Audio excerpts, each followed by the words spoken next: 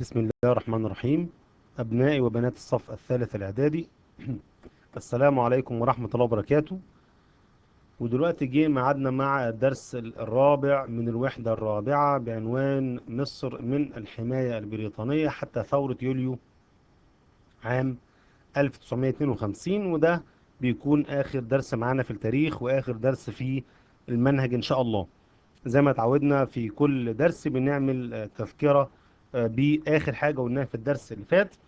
المصريين كانوا واقفين بجانب مصطفى كامل ومحمد فريد. المصريين فاقوا من حالة اليأس والإحباط اللي كانت عندهم. المصريين كانوا بكل قوة مساندين لمصطفى كامل ومحمد فريد حتى وفاة محمد فريد عام 1919، علشان تبدأ صفحة جديدة من صفحات التاريخ المصري الحديث، وهي صفحة ثورة عام 1919. المصريين نضالهم كان واضح جدا جدا جدا في تلك الفترة من التاريخ المصري. نبدأ نتكلم على مقدمات الثورة. الحرب العالمية الأولى بدأت عام 1914 وانتهت عام 1918. طيب، الحرب العالمية الأولى كانت عدة دول نقولها بس بسرعة كده. بتواجه دول أخرى، إنجلترا وفرنسا في في جناح أو في مكان، وألمانيا والدولة العثمانية. وطبعا خسرت ألمانيا والدولة العثمانية وانتصرت بريطانيا وفرنسا. وبما ان مصر واقعة تحت الاحتلال البريطاني، فبدأت تحصل بعض الأحداث اتأثر بيها التاريخ المصري. مع نهاية الحرب العالمية عام 1918 بدأ يروح مجموعة من المصريين، مجموعة من أعضاء الجمعية التشريعية المصرية برئاسة سعد باشا زغلول. الوفد المصري دوت راح لمقابلة المندوب السامي البريطاني أو المعتمد البريطاني يعني في مصر، وكان اسمه في التوقيت دوت السير وينجت. طيب، ركز بقى معايا. المجموعة من أو الوفد المصري أعضاء الجمعية التشريعية راحوا لمكتب المندوب السامي البريطاني وطلبوا إذن بالدخول من أجل عرض هذه المطالب على المندوب السامي البريطاني. وكانت كالتالي، ركز بقى معايا. واحد، إلغاء الحماية البريطانية. طب سؤال، الواحد يقول يعني إيه كلمة حماية أصلا؟ حماية بريطانية معناها خضوع مصر المطلق للاحتلال البريطاني، يعني كل شيء في مصر يكون تحت خدمة الاحتلال.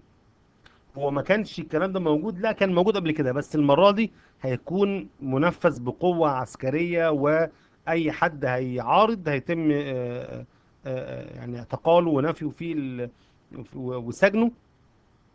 اتنين، إلغاء الرقابة على الصحف والمطبوعات. طبعا أثناء فترة الحرب بيبقى محظور على الصحف ان هي تتناول بعض المعلومات العسكرية عشان المعسكر الاخر ما يستغلهاش. فكان في رقابة شديدة على الصحف والمطبوعات، اي حد بيتكلم بطريقة لا ترضي الاحتلال البريطاني يتم طبعا ايه غلق الصحيفة ومصادرة اموالها واعتقال الصحفيين او صاحب الايه الجريدة. فطبعا الوفد المصري كان بيطالب بإلغاء الحماية البريطانية وإلغاء الرقابة على الصحف، ويطالب أيضا بالاستقلال التام، كما طالبوا بإنهاء الأحكام العرفية، يعني الأحكام الطوارئ. أي حد بيعارض الاحتلال البريطاني بيتم القبض عليه ورميه في السجن. ودي طبعا اختصار لكلمة أحكام عرفية. كما كان يطالب الوفد المصري المطلب الأساسي والرئيسي، وهو السماح لهم بالسفر لحضور مؤتمر صلح في باريس. بعد الحرب العالمية الأولى الدول المنتصرة والمنهزمة قالوا هنقعد ونقوم بمباحثات سياسية في مؤتمر الصلح في باريس. فكانت دي فرصة بيراها سعد باشا زغلول ان هو يعرض فيها قضية استقلال مصر عن الإنجليز. طبعا المطالب دي كلها كانت مسار سخرية من المندوب السامي البريطاني اللي بدأ يعترض على هذه المطالب، ويكلم سعد زغلول بلهجة عنيفة جدا جدا جدا. بأي حق انت جاي لي يا سعد زغلول؟ انت والمجموعة اللي معاك انتوا مش موكلين من الشعب المصري للحديث باسم المصريين. افرض يا اخي المصريين دول موافقين ان هم يكونوا موجودين معانا، موافقين على الاحتلال البريطاني، اتفضل يا سعد باشا زغلول، اخرج من مره المكتب بتاعي من غير مطرود، ولما تبقى تتكلم باسم المصريين تبقى تجيلي. اتفضل يا استاذ. طبعا دي كانت محرجه جدا جدا جدا للوفد المصري، ان يتم التعامل معهم بهذه الصوره. فبدأ المصريين والمجموعة مع مصطفى مع سعد زغلول تفكر ازاي نوصل لطريقة او آلية معينة نخلي بيها سعد زغلول يكون الشعب المصري كله ملتف حواليه. ففكروا في فكرة جمع التوكيلات. عارف الفيلم بتاع عايز حقي بتاع هاني رمزي، لما خلى الناس تعملوا توكيلات عشان ياخد حقهم في المال العام؟ هي الفكره زي كده بقى. هم خدوها من فكره بقى طبعا سعد زغلول يعني. الفكره ايه؟ الصوره دي طبعا صوره السير وينجد، وادي فكره ايه، وادي التوقيعات بتاعه المصريين، كل واحد اسمه وعنوانه وتوقيعه. وبدأ المصريين يقوموا بجمع هذه التوقيعات وتلك التوكيلات لإثبات شيء مهم جدا لدى حكومة الاحتلال البريطاني ولدى السير وينجت، ان المصريين موافقين ان سعد زغلول بيتكلم باسمهم، والمصريين كلهم على قلب رجل واحد، والمصريين كلهم واقفين مع سعد زغلول ويطالبوا بالاستقلال التام او الموت الزؤام. طبعا سعد زغلول راح للمرة الثانية هو والوفد اللي معاه الى المندوب السامي البريطاني وقال له اتفضل، ادي توكيلات الشعب المصري وانا متحدث بالنيابة عنهم، ونطالب بحضور مؤتمر الصلح في باريس من اجل عرض القضية المصرية. ستير وينجت طبعا بدأ يتلاعب بالوفد المصري، قال له اه طبعا حاضر وتمام وزي الفل. وعلى الفور امر المعتمد البريطاني او المندوب السامي البريطاني بالقبض على سعد زغلول هو ورفاقه، وتم نفيهم الى جزيرة مالطا في البحر المتوسط. وكانت تلك الشرارة التي اشعلت ثورة 1919. لم يكن يدري السير وينجت وهو يأخذ هذا القرار أنه سيفتح عليه نار جهنم التي لن يستطيع إخمادها، وسيكون هو أول من أضرته هذه النار، نار الشعب المصري. قبل ما نتكلم بتفاصيل على الثورة وأحداث الثورة، تعالوا بينا نعرف إيه هي عوامل قيام الثورة. المصريين ما ناموش وصحيوا كده قالوا يلا نعمل ثورة، لا، ده كان في جهد جهيد جدا جدا جدا وشغل اشتغل عليه مصطفى كامل ومحمد فريد من اجل تلك اللحظة. ولو كانوا عايشين كانوا يكونوا مبسوطين جدا جدا جدا ان الشعب المصري بدأ يفوق من السبات العميق، وبدأ يحصل عنده نوع من انواع التحرك ضد الاحتلال البريطاني. في تحرك قوي جدا ضخم. المصريين كانوا واقفين يطالبوا بالاستقلال التام والافراج عن سعد زغلول. عوامل قيام ثورة 1919: واحد، ازدياد نمو الوعي الوطني لدى المصريين، الوعي دوت اللي كان بيشكله زمان مصطفى كامل ومحمد فريد. اتنين، اعلان الرئيس الامريكي ويلسون المبادئ ال 14 ومنها مبدأ حق الشعوب في تقرير المصير. قال يا جماعة انا ننتهي بس من الحرب، وكل شعب واقع تحت احتلال انا كرئيس امريكا هساعده. اصدر 14 مبدأ، منهم مبدأ حق الشعوب في تقرير مصيرها. ثلاثة، ادعاء انجلترا وحلفائها انها تحارب من اجل حرية الشعوب، وده طبعا سبب وعامل كبير جدا. يا بريطانيا انت بتقولي حاجة وعلى الارض حاجة تانية خالص، بتقولي انت بتناضلي وتحاربي من اجل حرية الشعوب، وانت تحتلي مصر منذ عام 1882 واحنا دلوقتي في 1919. يعني انت دولة بتكذبي، انت بتدعي انك تحاربين من اجل الحرية وانت تقيد حرية الشعب المصري. يبقى ثلاثة، من عوامل قيام الثورة. احنا قلنا ازدياد نمو الوعي الوطني لدى المصريين، اعلان الرئيس الامريكي ويلسون مبدأ حق تقرير المصير، ادعاء انجلترا وحلفائها انها تحارب من اجل حرية الشعوب. 4، الاجراءات العنيفة التي اتخذتها سلطات الاحتلال البريطاني. واحد يفكرني ايه هي الاجراءات العنيفة؟ احنا قلناها قبل كده، اللي كان سعد زغلول بيطالب بيها. طيب ماشي، اللي هي الحماية البريطانية، احكام عرفية، والرقابة على الصحف. دي الإجراءات العنيفة اللي قام بها الاحتلال البريطاني ضد المصريين خلال الحرب العالمية الأولى بين عامي 1914 و 1918. تعال بقى نشوف أحداث الثورة الخالدة في التاريخ المصري. سعد زغلول اتقبض عليه واتنفى، وتاني يوم الجرائد كتبت، بدأ الصور سعد زغلول تتعلق على كل الحيطان في مصر والطرق والمدارس وغيرها وغيرها. بدأ الناس تكتب يحيى سعد زغلول، تحيا مصر، بيكتبوا بالالوان او بيكتبوا باي حاجه في اي مكان عن سعد زغلول. الناس دي الثوار والوطنيين المصريين، الشعب المصري، في ناس منهم صحت الصبح لقيت صور سعد زغلول مغرقه كل مكان. الطلبه في المدارس خرجوا يهتفوا باسم سعد زغلول، سعد سعد يحيى سعد. الاستقلال التام أو الموت الزؤام، نموت ونموت وتحيا مصر، الله أكبر وتحيا مصر. فبدأت طبعا طلبة المدارس بدأوا يخرجوا في مظاهرات، انضم إليهم شباب الأزهر والعمال والفلاحين وعمال السكة الحديد ومسلمين ومسيحيين وسيدات وبنات المدارس وغيرهم. فكانت ثورة عارمة في الشعب المصري. سيل من الناس يسير في شوارع القاهرة وفي حواري القاهرة ومن مكان لمكان، وكل مكان بتخرج منه المظاهرات في كل الأوقات من كل الفئات.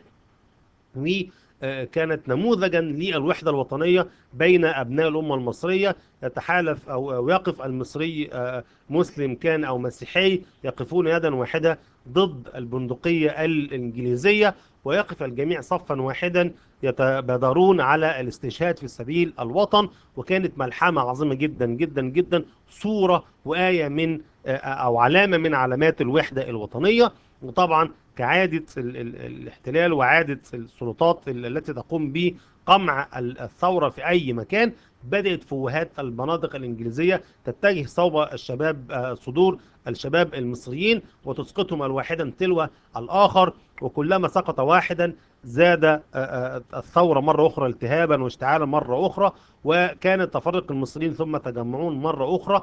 وكانت الثورة قد امتدت إلى كافة الأقاليم المصرية وشملت جميع فئات الشعب المصري. يوم 2 3 الشعب المصري بيخرج، لو واحد مات وكأنك انت استفزت المصريين اكتر فبيخرجوا اكتر، مش راضين يستسلموا لقوات الاحتلال البريطاني. وطبعا فشلت قوات السير وينجت في ان هي تقمع الثورة المصرية، فانزعجت حكومة بريطانيا وقاموا بعزل السير وينجت. وكانت دي نتائج او من نتائج ثورة 19. قامت بعزل السير وينجت وتعيين الجنرال لينبي كمندوب سامي في مصر. ده اسمه الليمبي، مش الليمبي اللي انت عارفه محمد سعد، لا ده اسمه لينبي، اسمه كده لينبي. التاني اسمه الليمبي، لكن ده اسمه اللينبي اللي صورته قدام حضرتك ده. ده اتعين كمندوب سامي في مصر مكان السير وينجت. طب انتوا يا مصريين عايزين ايه؟ سعد ايه؟ ايوه يا ابني عايز ايه؟ ايوه يا حبيبي انت عايز ايه يعني؟ عايز الافراج عن سعد زغلول. وبالفعل قامت سلطات الاحتلال البريطاني بالافراج عن سعد زغلول ورفاقه في ابريل عام 1919، والسماح لهم بحضور مؤتمر الصلح في باريس. طب هيروح سعد زغلول يعمل ايه؟ هيعرض قضية مصر على مؤتمر الصلح والمطالبة باستقلال مصر. يا ترى سعد زغلول هينجح في هذا الأمر أم لا؟ هنعرف الكلام ده إن شاء الله كمان شوية. وبالفعل راح سعد زغلول هو والوفد اللي معاه في 19 إبريل عام 1919 من اجل عرض قضيه مصر وقف سعد باشا زغلول قصاد الزعماء العالم كلهم مجتمعين، انجلترا وفرنسا والمانيا وغيرها من الدول الاخرى، وبدأ يتكلم على قضية مصر ويستشهد بكلام ويلسون بحق الشعوب في تقرير مصيرها. وفي اخر المؤتمر وفي اخر كلمة سعد زغلول بدأوا يشوفوا يا جماعة مين موافق على كلام سعد زغلول. محدش رد. يا نهار ابيض يا كسفتك يا سعد زغلول، حاجة يعني محرجة جدا. طب مين يا جماعة موافق على انهاء الحماية البريطانية عن مصر؟ ولا واحد. تسمع صوت الصمت. حلوة الجملة دي، حلوة والله، جملة جميلة جدا. وكأن الصمت ليه صوت وهو اصلا صمت. فطبعا سعد زغلول اصيب هو وجميع اعضاء الوفد المصري باحباط شديد، وكانت بالنسبه لهم صدمه. كانوا يعتقدون ان ويلسون سيقف بجانب القضيه المصريه، كانوا يعتقدون ان اي دوله من الدول الاخرى ستقف بجانب القضيه المصريه، ولكن ذهبت احلامهم سدى، يعني وكانها ايه، لم تكن. طبعا في تلك الفترة بدأت بريطانيا عايزة أي حد عايز يعني يمتص غضب المصريين أو ثورتهم يبدأ في الدخول في مفاوضات. وبدأت بالفعل بريطانيا تتخذ أسلوب المفاوضات في الفترة ما بين عامي 1919 حتى عام 1922، من بعد ثورة 19 حتى تصريح 28 فبراير. وبدأت بريطانيا بإرسال لجنة ميلنر. مين ميلنر ده؟ وزير المستعمرات البريطانية. عم ميلنر جاي ليه؟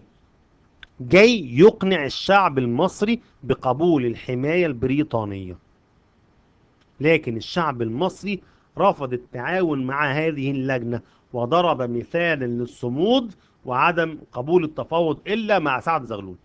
السؤال اللي بيطرح نفسه، ليه الشعب المصري رفض التفاوض مع لجنة ميلنر؟ لأن إذا تفاوض الشعب المصري مع لجنة ميلنر ده يعني التنازل عن الوكالة التي أعطاها المصريون للوفد المصري. دلوقتي المصريين عملوا توكيلات، وقلنا سعد زغلول اللي اتكلم باسمنا، وانت دلوقتي جاي تتكلم معانا احنا، مش تتكلم مع سعد زغلول. يبقى انت كده لو احنا طوعناك واتكلمنا معاك يبقى احنا كده معلش بنبعد سعد زغلول عن القضيه، وبكده ايه، بننحيه تماما. لا، عايز تكلم حد اتكلم مع مين؟ مع سعد زغلول. وبالفعل بدات حدوث مفاوضات بين سعد باشا زغلول وميلنر وزير المستعمرات البريطاني، ولكن هذه المفاوضات انتهت بمشروع معاهده. سعد زغلول شاف ان هو يعرضها على الشعب. الشعب طبعا رفضها لانها كانت تعطي لمصر استقلالا صوريا شكلي. مصر على الورق مستقلة، لكن الجيش الانجليزي موجود يتفسح في شوارع مصر براحته. ولكن طبعا المصريين رفضوا هذه المفاوضات لانها، او رفضوا مشروع هذه المعاهدة لانها لم تكن تعطي لمصر استقلالا حقيقيا، بل اعطت لمصر استقلالا صوريا، يعني شكل او منظر بس. طيب، تعدي السنين وتيجي وزارة عدلي باشا يكن، وتحصل مفاوضات ما بين عدلي باشا يكن وكيرزون وزير خارجية بريطانيا. المفاوضات دي كانت في مارس عام 1921 لما تولى عدلي باشا يكن الوزارة، وكان يرجو أن يكون هناك اتفاقا بين المصريين أو بينه وبين البريطانيين من أجل وضع دستور يحقق أماني الشعب المصري. وحصلت المفاوضات، ولكن باءت أيضا هذه المفاوضات بالفشل. ليه كانت المفاوضات دي فشلت هذه المفاوضات؟ لأنها طبعا لم تصل إلى نتيجة. فاضطر عدلي باشا يكن ان هو يستقيل من الوزارة. قال انا جاي عشان اعمل حاجة وما وفقتش فيها، فشكرا، ادي استقالتي. والله راجل محترم والله. وكمان رجال السياسة رفضوا تشكيل حكومة جديدة. الوضع متأزم والوضع صعب جدا.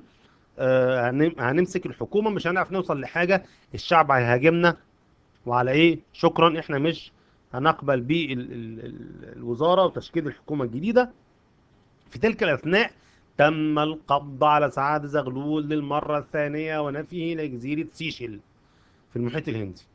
طب لما تم القبض على سعد زغلول المصريين يسكتوا؟ لا، تجددت ثورة المصريين مرة أخرى، وبدأ الشعب المصري، احنا مش هنطلع بقى في شوارع ونهتف ونشيل ناس على كتافنا ونموت ونروح، لا، احنا المرة دي هنعمل ثورة، بس هنتخذ خطوة جديدة نعلم بها الناس الوسائل السلمية للثورة. نعمل ايه؟ قام المصريين بمقاطعة البضائع الإنجليزية. كنا قلنا في بداية الدرس اللي فات ان الانجليز اغرقوا مصر ببضائعهم، اغلقوا المصانع المصرية، والسوق المصري مليان بضائع انجليزية، وبالتالي بريطانيا بتكسب من ورا دوت فلوس كتير، تجيب بيها سلاح تضرب بيه المصريين برضه. فالمصريين قالوا ايه؟ مش هنشتري، ويا رب ايه نجوع او نموت من الجوع، مش هنشتري بضائع ايه انجليزية. طبعا ده كان بيمثل خسارة لحكومة بريطانيا التي أسرعت بالإفراج عن سعد زغلول مرة أخرى. تعدي بينا السنين ونوصل لسنة 1922. بريطانيا وجدت إن الشعب المصري عايز أي شيء يعطيه الاستقلال، فقاموا بإصدار تصريح يعرف به تصريح 28 فبراير عام 1922. أصدرته طبعا من جانبها هي لوحدها. التصريح بيقول فيه الإنجليز، أو بمعنى صح يعترف فيه الإنجليز بأن مصر دولة مستقلة. يبقى هي دي بنود تصريح أو نصوص تصريح 28 فبراير. اعتراف بريطانيا بمصر دولة مستقلة ذات السيادة طبعا، وإنهاء حماية البريطانية على مصر، وأيضا إلغاء الأحكام العرفية. يبقى كده بريطانيا بتلبي اهوت يا جماعة. الناس اللي بتظلم بريطانيا بيقولوا إن بريطانيا وحشة، اهي بريطانيا بتلبي رغباتكم وعملت اللي انتوا عايزينه. عملت ايه يا عم الحاج؟ لغت الايه الحماية. بريطانيا عملت ايه يا اولاد؟ لغت الحماية. لغت الحماية مين يا اولاد؟ بريطانيا. يبقى بريطانيا اعترفت بمصر دولة مستقلة، أنهت الحماية البريطانية، ألغت الأحكام العرفية. ولكن أنت يا مصر دولة مستقلة، ولكن أنا كبريطانيا بتحفظ بأربع تحفظات. أنا كدولة بريطانيا بتحفظ على أربع تحفظات، يعني أربع شروط. أنت يا مصر دولة مستقلة، بس أنا بأمن مواصلاتي في مصر. أنت يا مصر دولة مستقلة، بس أنا بدافع عنك ضد أي اعتداء. انت يا مصر دولة مستقلة، بس انا بحمي المصالح الاجنبية وبحمي الاقليات. انت يا مصر دولة مستقلة، بس انا بشاركك في حكم السودان. معلش يعني لا مؤاخذة في اللفظ، لا مؤاخذة ايه في اللفظ، يعني حضرتك يا بريطانيا يعني شايفانا كده دولة مستقلة مثلا؟ ايه نوع الاستقلال اللي على الورق ده؟ ايه نوع الاستقلال اللي بيخلي جيش اجنبي يحمي مواصلاته في مصر؟ ايه نوع الاستقلال اللي بيخلي جيش اجنبي يحمي بلدي انا؟ ايه نوع الاستقلال اللي بيشاركني في حكم السودان؟ ايه نوع الاستقلال اللي بيخلي دولة تحمي مصالح اجنبية؟ دي يا جماعة الاربع تحفظات، واستاذ حضرتك يا ريت تركز فيهم كويس جدا، و يعني تحفظهم عشان مهمين جدا جدا جدا. طبعا حاكم مصر في ذلك التوقيت كان السلطان فؤاد، اللي اعلن نفسه من سلطان الى ملك. شفت بقى الحلاوه، شفت الجمال؟ اه والله العظيم زي ما بقول كده، والله زي ما بقول لك كده. النتائج المترتبه على صدور تصريح 28 فبراير 1922: اعلن السلطان فؤاد نفسه ملكا على مصر. يعني من منذ مارس 1922 ما حدش يقول له يا سلطان. اللي هيقول له يا سلطان هيتضرب. يا سلطان ما حدش يقول له يا سلطان. انت هتبقى ايه؟ هتبقى ملك على مصر يا عم فؤاد. ماشي يا سيدي. طيب. اتنين، أعيدت لمصر وزارة الخارجية. ثلاثة، شكلت وزارة عبد الخالق ثروت. ادي طبعا الملك فؤاد اهو، شكله ملك طبعا، مش سلطان خالص ولا حاجة، شكله ملك اهو. وده عبد الخالق ثروت رئيس الوزارة. اللي شكل لجنة من 30 عضو لإعداد دستور عرف بعد ذلك بدستور 23. يبقى النتائج المترتبة على صدور تصريح 28 فبراير. السؤال ده بيجي آخر 3 سنين، جه لازم يجي كل سنة في امتحان. أعلن فؤاد نفسه ملكا على مصر. عيدت لمصر وزارة الخارجية. شكل عبد الخالق ثروت لجنة من 30 عضو لإعداد دستور 23. تاني، شكل عبد الخالق ثروت لجنة من 30 عضو لإعداد دستور 23. طيب، كلمة دستور اللي كنا قلناها قبل كده ونراجعها مع بعض، هي عبارة يعني مجموعة من القواعد أو القوانين تحدد نظام الحكم في الدولة. فالدستور ده عمل بشري، يعني يعتريه ممكن يبقى فيه مميزات وكمان فيه عيوب. تعال الأول نناقش مع بعض مزايا دستور 23. الدستور كان يعتبر خطوة في تقرير مبدأ الأمة مصدر السلطات. يعني بدل ما كل حاجة تبقى صادرة من الملك أو من الخديوي أو الحاكم، لا يا جماعة، ده الدستور هيكون فيه قوانين، ويضع هذه القوانين مجموعة من المختصين، وبالتالي أصبحت الأمة مصدر السلطات. وكمان كان من مزايا دستور 23 أول دستور مصري بالمعنى التاريخي لكلمة دستور، وضع نهاية الحكم المطلق. يعني مش هيكون الملك بيحكم مصر حكما مطلقا، ولكن هيكون ناس بتساعده وبتحاسب الملك. كمان من مزايا دستور 23 ان تقرر فيه عدة مبادئ، منها ان جميع المصريين متساويين في الحقوق والواجبات، وايضا احترام الحريات العامة. ولكن دستور 23 كان له عدة سلبيات او عيوب. من ضمن هذه العيوب انه اعطى للملك سلطات واسعة ازاء السلطتين التشريعية والتنفيذية. يعني الدستور قال ان الملك ليه مزايا وسلطات واسعة تجاه السلطة التشريعية اللي هو مجلس النواب، او السلطة التنفيذية اللي هي الحكومة. يعني يعمل ايه؟ يعني جعل من حق الملك حل البرلمان والدعوة لانتخابات جديدة. يعني لو عملنا انتخابات وجه مجلس نواب، والمجلس دوت مش على مزاج الملك، او المجلس دوت زعل الملك في حاجة، فالملك ممكن ايه؟ يحل البرلمان ده خالص ويعمل انتخابات جديدة. دي طبعا كانت من عيوب دستور 23، انه اعطى للملك سلطات واسعة، منها حق حل البرلمان والدعوة لانتخابات جديدة. وبالفعل بعد الدستور، بعد ما يتم عمل اي دستور، بيتعمل طبعا بعدها ايه؟ انتخابات. حصل بما ان مصر بقى اصبحت دولة مستقلة، اجريت انتخابات دي انتخابات عامة. الوفد المصاحب لسعد زغلول اصبح ليه ارضية وشعبية كبيرة في مصر، فكونوا حزب عرف بحزب الوفد اللي هو موجود لغاية النهاردة. والناس نزلت بالفعل انتخابات، كلهم ممكن ما يكونوش عارفين ان الشخص دوت ولا العمده دوت نزل في الانتخابات عشان هو تبع حزب الوفد. لكن اي حد انت عشان تبع سعد زغلول هننتخبك، احنا ممكن ما نعرفكش، بس عشان انت تبع الناس اللي مع سعد زغلول هننتخبك. وبالفعل تم فاز حزب الوفد بالاغلبيه في الانتخابات. ووفقا للدستور ان الحزب اللي بيجيب مقاعد اكتر في او الاغلبيه في البرلمان، رئيس هذا الحزب بيكون الحكومه، يكون هو رئيس الوزراء. وبالفعل تم قام سعد زغلول بتشكيل اول وزاره برلمانيه. وزاره برلمانيه يعني جايه من البرلمان، يعني الحزب اللي فاز بالاغلبيه رئيس هذا الحزب هو اللي بيشكل الوزاره. وبالفعل شكل سعد زغلول أول وزارة برلمانية عرفت بوزارة الشعب، وتم افتتاح أول برلمان مصري في مارس عام 1924. ولكن حدث ما لم يكن على بال سعد زغلول. إيه هو الكلام ده بقى؟ سعد زغلول حصلت قصاده عقبة. العقبة دي متمثلة في إيه؟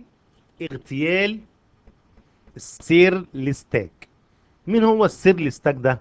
هو قائد عام الجيش المصري في السودان، هو الحاكم العام للسودان. يعني هو قائد عام الجيش المصري وحاكم السودان، اسمه سير لستاك. الراجل ده اغتيل، قتل. فلما اتقتل هناك، المندوب السامي البريطاني اللي هو اللورد اللينبي قدم انذار للحكومه المصريه، ما بين قوسين سعد زغلول يعني، قدم انذار في نوفمبر سنه 1924. الانذار دوت بيطالب فيه بالجنرال الليمبي بسحب الجيش المصري من السودان، الامر الذي رفضه سعد زغلول، ورد على هذا الانذار باستقاله للملك من الحكومه. يا جماعه انا هستقيل رفضا لهذا الانذار، وانا ارفض تماما سحب الجيش المصري من السودان، لان انا لو عملت الكلام ده هيبقى خيانه لمنصبي وخيانه للوطن، يبقى انا بسلم السودان على طبق من فضه للانجليز. فطبعا سعد زغلول رفض هذا الانذار وتقدم باستقالته. فالملك فؤاد قرر ان هو يقوم ب يعني تكليف زيور باشا رئيس مجلس الشيوخ.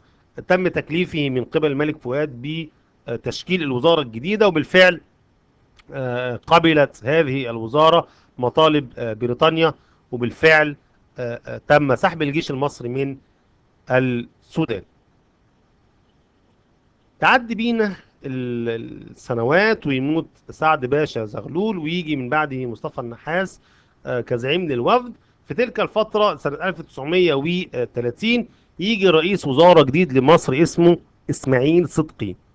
إسماعيل صدقي لما شكل الوزارة حب يجامل الملك فؤاد، فقال يا جماعة هاتوا لي دستور 30 الغيه، واقعدوا يا جماعة اعملوا دستور جديد.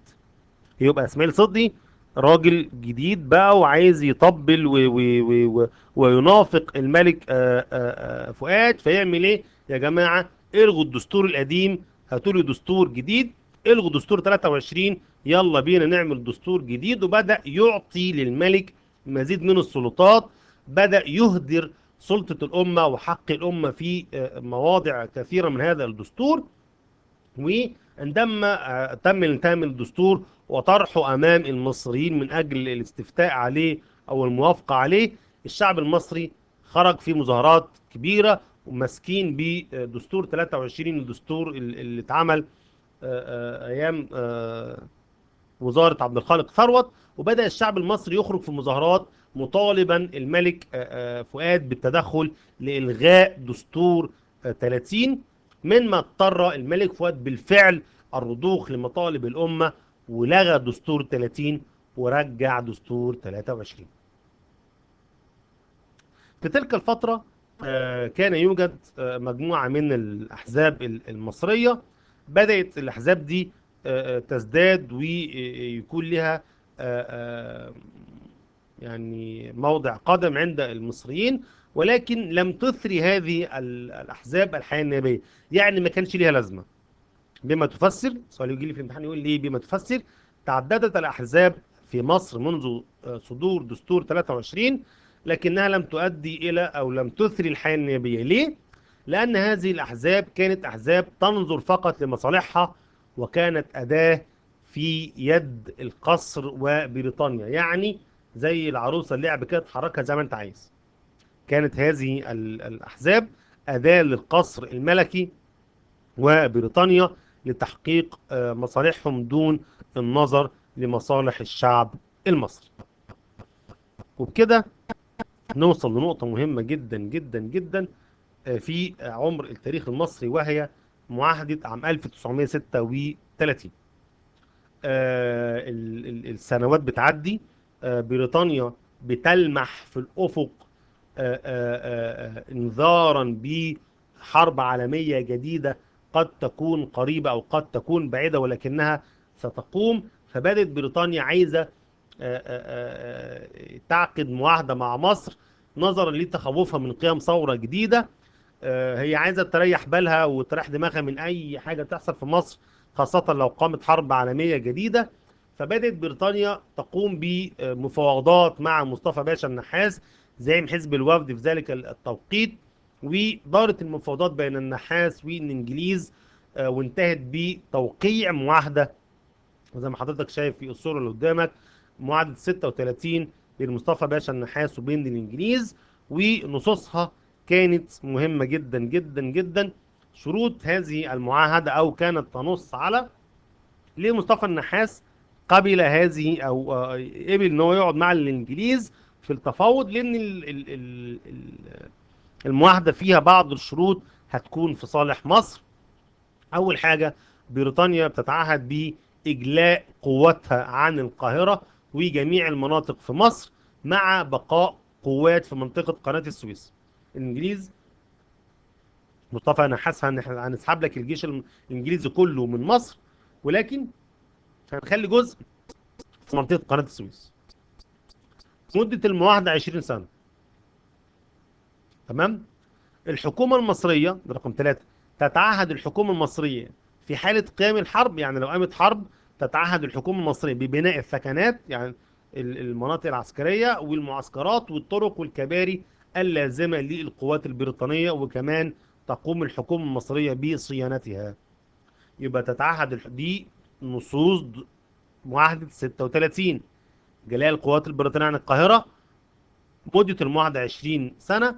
تتعهد مصر ببناء ثكنات ومعسكرات للإنجليز، في مقابل إن بريطانيا هتعاون مصر في دخول عصبة الأمم، ودي هيئة دولية بتضم دول مستقلة.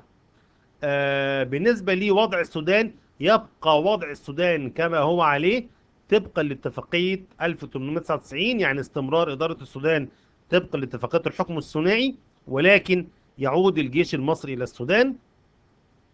6، لو قامت حرب ستقوم مصر بوضع موانيها ومطاراتها في خدمة بريطانيا.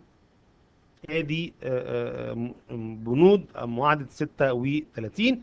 النتائج المترتبة على هذه المعاهدة: بالفعل تم انتهاء احتلال مصر عسكريا مع بقاء بعض القوات البريطانية في قناة السويس. بالفعل مصر انضمت لعضوية عصبة الأمم باعتبارها دولة مستقلة. بالفعل تم إلغاء الامتيازات الأجنبية، كنا اتكلمنا عنها في درس الخلفاء محمد علي في عصر اسماعيل، ان الدوله العثمانيه اعطت امتيازات اجنبيه كان لهم بعض المميزات، تم الغاء هذه الامتيازات وفقا لمؤتمر مونترو عام 1937. تم بالفعل تقويه الجيش المصري عشان يقدر يدافع عن منطقه قناه السويس لما تمشي قوات بريطانيا. اصبح من حق مصر عقد المعاهدات السياسيه، وباعتبارها طبعا دولة مستقلة، ولكن بشرط ألا تتعارض مع معاهدة 36. آخر حاجة، تم بالفعل عودة الجيش المصري إلى السودان واعتراف بريطانيا بالإدارة المشتركة مع مصر للسودان. في الأحداث دي كلها وفي تلك الفترة التاريخية العصيبة اللي بتمر بيها البلاد، بدأت تحدث بعض المتغيرات بعد معاهدة 36. منها، ودي من المكاسب اللي حصلت عليها مصر، تحولت العلاقة بين مصر وبريطانيا من علاقة احتلال إلى علاقة تحالف. يعني قبل كده كان الإنجليز بيحتلونا ويضربونا ويعاملونا معاملة سيئة، ولكن المرة دي الإنجليز هم اللي عايزيننا، فتحولت العلاقة من علاقة احتلال إلى علاقة تحالف. بدأ كمان يزيد نفوذ القصر، وخاصة اعتلاء الملك الشاب الملك فاروق عرش مصر بعد وفاة أبيه الملك فؤاد. وفاروق كان في بداية حياته شاب متحمس، يرى عدم ضرورة الانصياع للإنجليز، عايز يكون ليه دوره ورأيه وثقافته المختلفة. فبدأ نفوذ القصر يزيد منذ تولي الملك الشاب الملك فاروق عرش مصر. وبالفعل اندلعت الحرب العالمية الثانية في سبتمبر عام 1939. الأوضاع في العالم كله وفي مصر بدأت تتغير. بريطانيا في تلك الفترة المهمة جدا بدأت تفرض كلامها على الملك فاروق وعلى الحكومة المصرية، وتطالب فاروق بأن تعلن مصر الحرب على دول المحور. والأمر ده كان يرفضه طبعا الملك فاروق. الحكومة المصرية كانت ترفض إعلان الحرب على دول المحور، وذلك لتجنب ويلات الحرب. احنا مش عايزين مشاكل، مش عايزين يبقى في مواجهة مع حد، ولكن بريطانيا هتبدأ تستخدم صلاحياتها. وبدأت بريطانيا تجيب الوثائق بتاعت معاهدة 36، يا جماعة المعاهدة دي بتقول ايه؟ ان الحكومة المصرية تبني لنا مطارات وموانئ وطرق وكباري.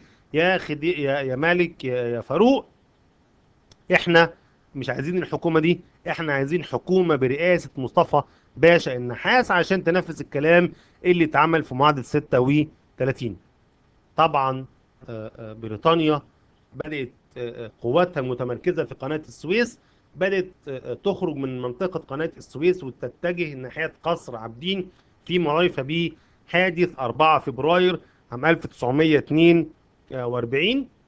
بريطانيا بتضغط على الملك فاروق. ده كان حادث شهير جدا جدا جدا، مهم في التاريخ المصري. بريطانيا بتضغط بسرعة على الملك فاروق بضرورة تعيين مصطفى باشا النحاس رئيسا للوزراء. بدأ الملك فاروق يماطل بريطانيا ويرفض تعيين مصطفى باشا النحاس رئيسا للوزراء. فقامت بريطانيا بحصار الملك فاروق وبعتوا له انذار شديد اللهجة: يا فاروق، انت إن لم تقم بتنفيذ المطالب البريطانية، وهي تعيين مصطفى النحاس رئيس الوزراء قبل 6 من مساء 4 فبراير 1942، تعتبر نفسك مش ملك على مصر، وهددته بخلعه عن العرش. طبعا كان الموضوع بالنسبة للملك فاروق محنة كبيرة. كيف يتولى الأمر؟ كيف يعني سينفذ هذا الانذار؟ هل يقبل وتكون صورته تهتز امام المصريين؟ هل يرفض وتنفذ بريطانيا تهديدها بالفعل وتخلعه عن العرش؟ فكان في حيرة من امره، واضطر الملك فاروق، طبعا نتائج هذه الحادثة، اضطر الملك فاروق ان هو قبوله للانذار، وعرض على مصطفى باشا النحاس رئيس حزب الوفد ذلك التوقيت، طلب منه وعرض عليه ان هو يتولى الوزارة. وبالفعل قبل مصطفى باشا النحاس الوزارة. وجهت اليه طبعا انتقادات كتير، لكنه كان لي مبرراته في ذلك التوقيت. خلصت الحرب العالمية الثانية. والله خلصت. تخيل ازاي، شفت بقى في يعني في تكة كده صغيرة خلصت. خلصت الحرب العالمية الثانية سنة 1945 بانتصار دول الحلفاء، اللي هي طبعا بريطانيا وفرنسا وروسيا وامريكا والصين، على دول المحور اللي هي طبعا كانت المانيا واليابان وغيرها من دول. وانتصرت بريطانيا، وبدأت الوعود اللي اديتها لمصر بالاستقلال، وان الجيش المصري يسيطر على قناة السويس والكلام ده كله، بدأت بريطانيا تماطل في سحب قواتها نهائيا من مصر. الامر دوت جعل الحكومة المصرية تعرض قضية مصر على مجلس الامن عام 1947. لكن مجلس الامن، وهو احدى الهيئات المهمة التابعة للامم المتحدة، خلي بالك الامم المتحدة مش عصبة الامم. عصبة الامم خلاص احنا دخلناها. بعد الحرب العالمية الثانية اتعمل حاجة جديدة اسمها متحدة، ومن ضمن أجهزة متحدة حاجة اسمها مجلس الأمن. فالحكومة المصرية عرضت قضية مصر وقضية وحدة وادي النيل، يعني مصر والسودان، وجلاء الإنجليز عن مصر على مجلس الأمن هذه القضية. ولكن مجلس الأمن ترك القضية معلقة. يعني ايه تركها معلقة؟ يعني ساب الأمر ايه، ما اداش فيه قرار نهائي. مصطفى باشا النحاس عاد مرة أخرى للوزارة في أكتوبر 51، أعلن إلغاء معاهدة 36، وقال: كما قمت بتوقيع المعاهدة من أجل مصر، فأنا ألغي المعاهدة كمان من أجل مصر. وطبعا مصطفى باشا النحاس صورته إيه. ودي طبعا عناوين الإيه الأخبار اللي بدأت تنزل في ذلك التوقيت بإلغاء معاهدة 36. وكان ده إعلان واضح من الحكومة المصرية بتصعيد الأمر سياسيا. وبدأت الحكومة المصرية مش بس سياسيا، لا، ده أطلقت حكومة مصطفى النحاس أطلقت الحرية للشعب المصري للنضال المسلح ضد القوات الاحتلال البريطاني، خاصة في منطقة قناة السويس. وبالفعل بدأ مجموعة من الفدائيين المصريين بمهاجمة معسكرات الإنجليز في منطقة قناة السويس، وبدأت الحكومة المصرية تزود عدد جنود الشرطة من أجل مساعدة الفدائيين. بريطانيا ذاقت الأمرين وتعبت جدا من أعمال الفدائيين، يضرب ويجري ويضرب. أيوه برافو عليك، بتفكرك دي بإيه؟ بحرب المناوشات اللي كان بيعملها أهالي الصعيد ضد الفرنسيين، لو حضرتك مذاكر يعني. فالفدائيين بيخشوا في معسكر يفجروه، ممكن هو نفسه يموت، يستشهد من اجل حريه الوطن ومن اجل كرامه بلده.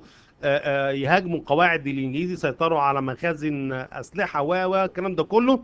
اقلق الانجليز، ولما اكتشفوا ان قوات الشرطه بتساعد الفدائيين، قامت القوات الانجليزيه بحصار مبنى محافظه الاسماعيليه، وطلبوا من الشرطة المصرية الاستسلام وتسليم الأسلحة، ولكن رفض الضباط والجنود المصريين، قوات الشرطة المخلصين رفضوا الاستسلام أو تسليم السلاح. وحدثت الاشتباكات طوال هذه الليلة، ليلة 25 يناير عام 1925، الذي عرف بعد ذلك بعيد الشرطة، تكريما للشهداء والبطولات الكبيرة التي قام بها رجال الشرطة المصرية ضد الإنجليز في أحداث الإسماعيلية يوم 25 يناير 1952.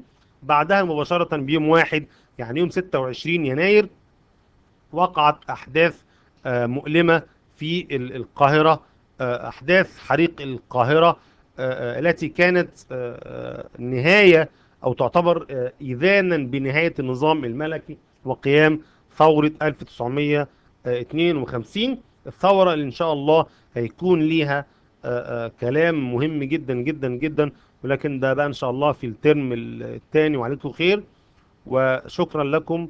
وقبل ما اختم حديثي معاكم، اتمنى يكون شرحي كان وصل لحضراتكم. بعضكم طبعا بدأ يتابع ويشتغل ويحل اسئله، وفي وانت بتحل الاسئله يا ريت تسمع الفيديو مره واثنين وثلاثه بتاع كل درس. لو انت في نقطه معينه ما فهمتهاش، ما تكملش الفيديو غير لما تكون رجعت الجزء الاولاني فهمته كويس جدا وبدأت تثبت المعلومة في دماغك. وفي النهاية أشكركم، والسلام عليكم ورحمة الله وبركاته. كان معكم الأستاذ أشرف شعبان، وبالتوفيق بإذن الله إن شاء الله ألقاكم على خير قريبا إن شاء الله.